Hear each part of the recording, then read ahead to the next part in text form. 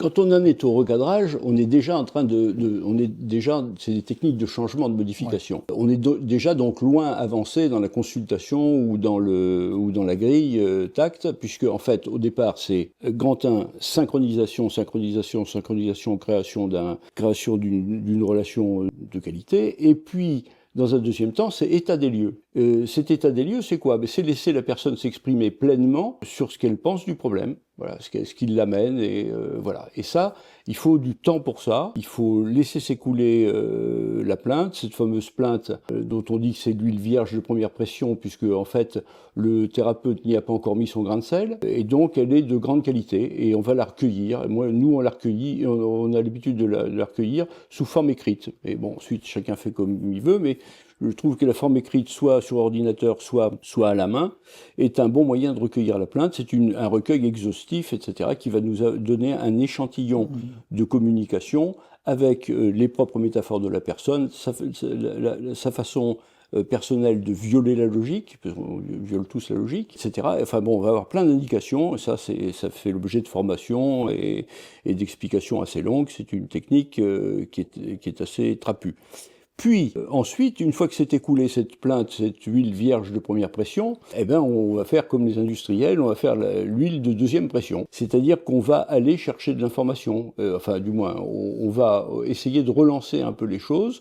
D'abord en réitérant, c'est-à-dire en répétant les derniers mots de la personne pour qu'elle en dise un peu plus. Ce qui est déjà quelque chose de différent des tendances, puisque les tendances, c'est un peu plutôt à écourter le discours du patient pour essayer rapidement de passer à autre chose. En fait, non, il faut savoir perdre du temps pour gagner beaucoup de temps. Et donc, il faut savoir réitérer, relancer le discours, reprendre des notes encore éventuellement. Et puis, à un moment donné, on va être amené à interroger la personne sur, par exemple, ses croyances. Qu'est-ce qu'elle croit des raisons de cette situation? Et d'après vous, D'après vous, pourquoi est-ce que c'est comme ça? Alors là, les personnes vont avoir des croyances. Elles vont évoquer des événements, elles vont évoquer des situations, elles vont évoquer éventuellement de l'hérédité, elles vont évoquer un certain nombre de choses.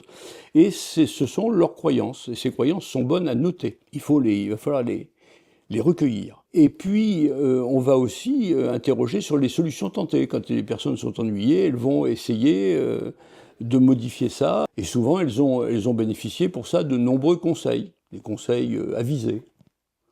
Alors, elles vont nous dire ce que leur a dit, je ne sais pas moi, un ami en qui elles ont confiance, leur médecin, spécialiste, ce qu'elles ont lu dans un livre spécialisé sur la question, etc. Et généralement, ces solutions tentées sont d'abord présentées dans un ordre dans lequel les premières qui nous arrivent sont celles qui sont socialement bien acceptées. Voilà, c'est... Puis, alors, on va relancer le discours en disant quoi d'autre? Et quoi d'autre? Qu'avez-vous essayé d'autre? Parce que parfois, quand on est ennuyé comme ça, on essaye des choses, hein, des fois des choses un peu, soit des idées qui nous passent par la tête, des choses qui peuvent être même des fois un peu étranges, hein, ou bien des choses qu'on n'aurait pas essayé autrement, mais au bout d'un moment, par lassitude, on peut les essayer, etc. Voilà. Et là, on va voir la personne commencer à dire qu'elle a fait alors des médecines parallèles ou qu'elle est allée voir un magnétiseur, un guérisseur, une dormeuse, enfin bon, des choses qui sont un peu moins, un peu moins, comment dire, qu'on dit un peu moins aux médecins, ou qu'on dit un peu moins aux psychiatres ou aux psychologues. Voilà. Et on peut ne pas s'arrêter là et dire et quoi d'autre? Et là, on va avoir parfois d'autres solutions tentées qui peuvent être encore plus étranges ou un peu plus, comment dire, un peu moins bien connotées sur le plan social. Voilà. C'est intéressant d'avoir ces différentes solutions tentées. Ça nous permet de savoir un peu où nous situons, nous, dans cette... puisqu'on arrive, parfois ça rend modeste, on arrive après des solutions tentées qui sont déjà tout à fait bizarres, et on peut se dire qu'on est la solution tentée bizarre supplémentaire. Alors, par rapport à ces solutions tentées, elles nous donnent tout l'aspect stratégique, bien sûr, qu'on va pouvoir utiliser après, pour ne pas les reprendre. Et puis, elles peuvent apporter aussi déjà des exceptions. C'est-à-dire que d'aller voir un tel ou tel spécialiste a apporté une amélioration pendant un certain temps ou autre. déjà une exception sur laquelle on va pouvoir s'appuyer. Et la deuxième, c'est un questionnement est souvent utile par rapport à la recherche des exceptions. Ce n'est pas les premières choses que les personnes nous apportent, puisqu'elles sont centrées, sont focalisées sur leurs problèmes, leurs douleurs, etc. Et la recherche des exceptions ne viennent pas toujours spontanément. Ça peut arriver, hein. Ça peut arriver. J'ai été mieux pendant tant de temps, mais après, ça a repris. Et ça, c'est la deuxième chose. Alors, pour reprendre un petit peu, pour redonner du cadre, la grille TACT est un processus de déroulement, comme disait Jacques, mais en même temps, introduit des éléments de grille, je dirais, de décodage de ce que la personne amène dans sa narration, dans son histoire. Qu'est-ce qu'elle nous amène? On en a déjà parlé, sur les éléments de communication, sur les, comme l'a dit, de généralité, de mission, d'autres digressions ou autres. Elle nous amène sur les modalités sensorielles, nous amène sur les métaphores qu'emploie la personne. Et aussi, là, on revient sur ce qu'on a dit, sur les solutions tentées, sur les exceptions, sur les croyances. Et parmi les croyances, il y a d'aller rechercher les croyances est important. Souvent, ils nous le disent, mais et quand on insiste, c'est important qu'ils puissent développer cet aspect. Et puis, il y a deux petites techniques sur les croyances. Enfin, je te laisse... Oui, les croyances, il y a différentes croyances. Il y a des croyances qui sont répandues socialement, et puis il y a des croyances qui sont un peu plus intimes, qui se rapportent plus à la vie de la personne, à son milieu, à sa famille, etc. Et puis il y a des croyances sur soi-même qui sont les plus prégnantes, bien sûr, et qui sont souvent accompagnées de phénomènes émotionnels. Pour atteindre ces croyances, si on le désire, ces croyances un peu plus centrales, un peu plus individuel, un peu plus personnel. Il y a un mot magique, qui permet de descendre à la cave un petit peu des croyances, hein, partant de croyances assez générales, assez répandues. C'est pourquoi. Non, parce que moi, j'ai jamais été... vous voyez, moi, j'ai jamais été comme ça. Moi, j'ai jamais été j'ai jamais vraiment été à me mettre en valeur. Moi, je suis discret. Moi, je suis plutôt toujours un peu timide. Mhm. Et pourquoi? Bah, parce que bon, chez moi, je crois que dans ma famille, c'est plutôt des gens comme ça, un peu en retrait. Vous voyez, j'ai été élevé comme ça. Mhm. D'accord. Et donc moi, je suis comme ça. Mhm. Alors, il y a depuis très longtemps, on est vacciné, hein. Quand quelqu'un nous dit, par exemple, fait une équivalence complexe de ce type, c'est-à-dire, dans ma famille, on est comme ça, donc moi je suis comme ça, on n'est pas dupe. C'est-à-dire que il n'y a pas de causalité, il y a pas de causalité linéaire absolument indiscutable entre le fait que dans ma famille, on m'a appris un certain nombre de choses et que je les pratique. Au contraire aussi, on pourrait dire aussi que par réaction, je fais le contraire de ce qu'on m'a appris dans ma famille. Et la logique serait aussi solide, si on veut. Donc là, il n'y a pas de... Et, ok, d'accord, vous êtes timide. Et pourquoi vous l'êtes encore, alors et voilà. Et au fur et à mesure qu'on va dire quelques pourquoi, d'après vous, pourquoi? Mais on le fait modestement. C'est pas l'inquisition, c'est pas l'interrogatoire policier, c'est au contraire quelque chose qui est plutôt le thérapeute doit être un peu perdu. Le thérapeute est quelqu'un qui cherche et il se rapproche plus on a discuté récemment, son discours se rapproche plus de celui de Colombo, là, l'inspecteur Colombo. Il est un peu perdu, il demande, vous voyez, pourquoi, d'après vous, ça, etc. Et on va avoir tout d'un coup des choses qui, je pense que je suis ridicule et puis que je suis pas capable et que je suis vraiment raté. Voilà. Et là, on va avoir des croyances qui sont des croyances personnelles. C'est des croyances que la personne a sur elle-même et qui sont souvent accompagnées de phénomènes un peu émotionnels. Voilà. La recherche des croyances, effectivement, est relativement intéressante. Non pas pour que le thérapeute comprenne quoi que ce soit, mais pour qu'au cours de son intervention thérapeutique secondaire, c'est-à-dire en particulier quand il va faire des suggestions, et puis ensuite quand il va faire des prescriptions paradoxales, ils prennent en compte cette espèce de... Ça va sans doute orienter un peu les suggestions et les prescriptions. Alors, Jacques a parlé effectivement des croyances, en particulier les croyances dans l'écho, c'est-à-dire l'écho, ce qui dans le passé amène ou justifie le problème. Et puis, il y a aussi les causes dans le futur.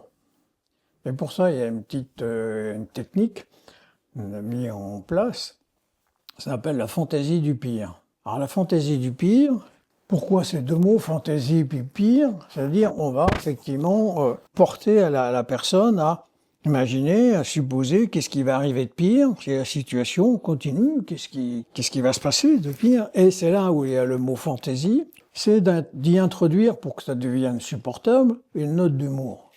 Et cette note d'humour va être dans la présentation de ce qui peut advenir, un petit peu... prendre comme dans les dessins animés ou autres,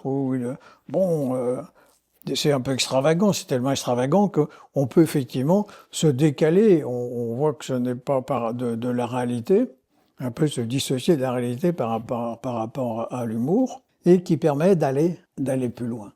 Qu'est-ce qui va se passer? Parce que c'est, comme on l'a dit au départ, c'est pas souvent en raison des causes passées que les personnes, ou ce qui intéresse, c'est le pourquoi. Mais ce qui intéresse les personnes quand elles viennent nous consulter, c'est l'avenir. C'est qu'est-ce qui va se passer si je souffre encore, si j'ai encore des angoisses, qu'est-ce qui peut arriver si j'ai encore des tocs, qu'est-ce qui va arriver? C'est la suite qui les intéresse. Et cette suite, elle est douloureuse. Et souvent, je vois par rapport aux enfants, par rapport aussi des adultes, ils amènent même devant leurs parents des trucs, si j'ai toujours peur, ou je ne pourrais pas sortir, on va me laisser. En gros, ça arrive, c'est souvent en succession, je serai tout seul, ou mes parents, si je fais pas ça, mes parents mourront, ou tout le monde va mourir autour de moi, etc. Et qu'est-ce qui va se passer? Je suis tout seul, je serai perdu, et puis... ou pire, alors les enfants déjà, vraiment, je serais mort. Oui, dit comme ça, mais si c'est incorporé par rapport à une tonalité humoristique de BD, ça passe beaucoup mieux. Et on va, de cette façon, pouvoir aller chez des enfants, voir des peurs essentielles chez eux, de ce qu'ils craignent, de ce qui risque d'arriver. Pour eux, pour les autres aussi. Et pour des adolescents, ça peut être une manière aussi tout à fait intéressante d'aller rechercher chez eux, par exemple, des envies suicidaires ou autres, ou d'une façon beaucoup plus, j'allais dire, délicate, que par un questionnement direct. Alors c'est à manier avec beaucoup de délicatesse, de prudence, et pas faire. Dans la grille, comme un scalpel, je veux dire. Dans la grille, ça fait partie des techniques optionnelles, c'est-à-dire c'est une possibilité. À la fin de l'état des lieux, quand on fait l'état des lieux, à la fin de l'état des lieux, c'est une possibilité, c'est optionnel. Et là, effectivement, il faut mesurer la capacité de la personne au 2e degré, c'est-à-dire à sa capacité à l'humour et ses possibilités de jouer encore. C'est-à-dire qu'avec un grand mélancolique, on ne va pas faire des choses comme ça. Mais par contre, ça peut être intéressant dans beaucoup d'autres cas. Et alors, je donne un exemple, c'est Mathilde est en surpoids. Alors Mathilde, elle a 38 ans, 39 ans, et puis elle est en surpoids. Elle est très, très triste, elle a un problème alimentaire, et puis voilà. Et donc elle vient, et on discute. Et après le temps de synchronisation, quand je dis temps de synchronisation, on est bien d'accord, la synchronisation, ça dure tout le temps, toute la durée de la prise en charge, ou du moins de la consultation. Mais après avoir établi du mieux possible une relation de qualité, après mettre enquis de l'état des lieux, j'essaie de voir ce qui va se passer si je pose la question, et si c'était de pire en pire, alors qu'est-ce qui se passerait alors? Qu'est-ce qui lui arrive à Mathilde de pire en pire? Mathilde, elle a vu le diététicien, elle a vu, etc. Et je refais le parcours qu'elle m'a raconté. Et puis elle est venue me voir moi, et puis c'est pareil. Et puis qu'est-ce qui se passe alors? Qu'est-ce qui se passe d'affreux? Essayez donc de me raconter ça de façon épouvantable en exagérant de telle manière à ce que ni vous ni moi on y croit, et que ce soit un peu comme dans un cartoon, comme dans une blague. Racontez-moi, de pire en pire. Alors, qu'est-ce qui arrive à Mathilde? Ben, je sais pas, moi, je deviens de plus en plus gros, je suis énorme. Ouais. Ouais, mais ça. Dites-moi quelque chose qui me fasse peur, là. Quelque chose qui. Ouais, quelque chose qui me fasse peur. Faites-moi peur. Allez, qu'est-ce qui lui arrive à Mathilde? Eh ben, je sais pas, moi, je suis de plus en plus grosse, puis ça peut provoquer des maladies de cœur, ça peut. Hmm. Ben, quelque chose qui. Oh, ben, je sais pas, moi. Eh ben, je rentre dans la maison, je vais au frigo, je bouffe, je bouffe, je bouffe, je prends du poids, je prends du poids, je prends du poids, et puis, je peux plus sortir de la maison.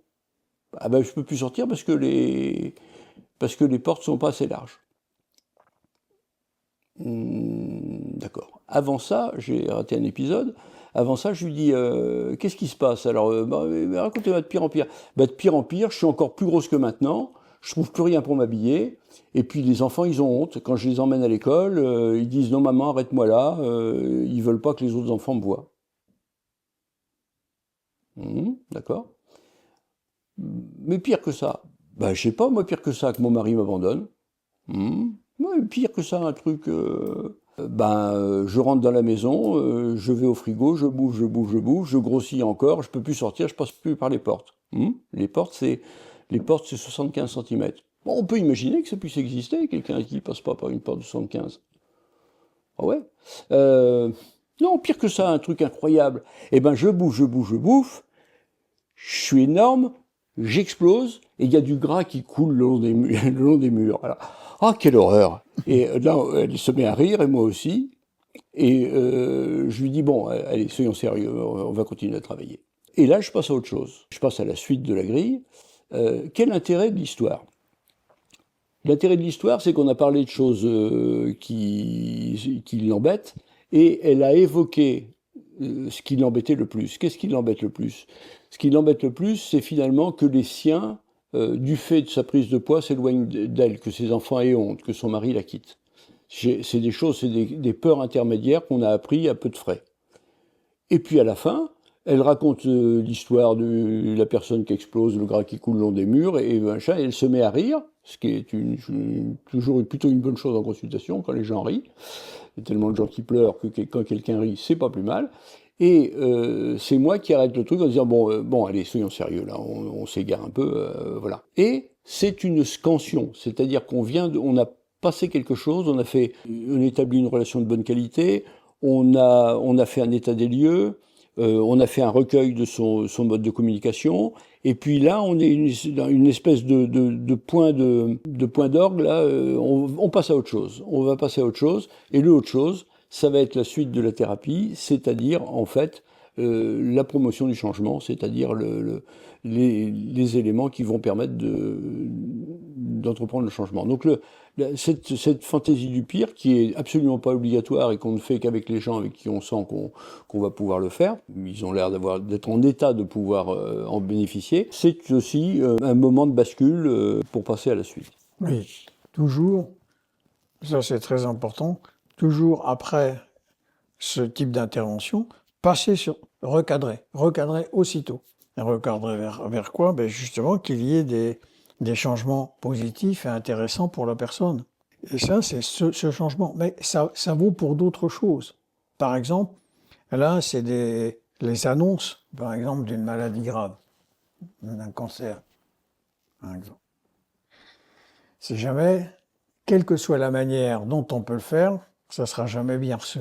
J'ai jamais vu des personnes qui, t'es tout à fait contente, non. Et toc, c'est l'annonce. Et ce qu'il y a de plus important après, c'est de dire, oui, mais il y a un traitement. On va faire quelque chose. Et ça, en restant avec des oncologues ou dans d'autres, des circonstances, même personnelles, qui ont fait que, eh bien, il y a ça, mais il y a un traitement. Il y a quelque chose, on va faire quelque chose. C'est ce passage qui est le plus important, qui est très important. Alors on va passer aux autres choses.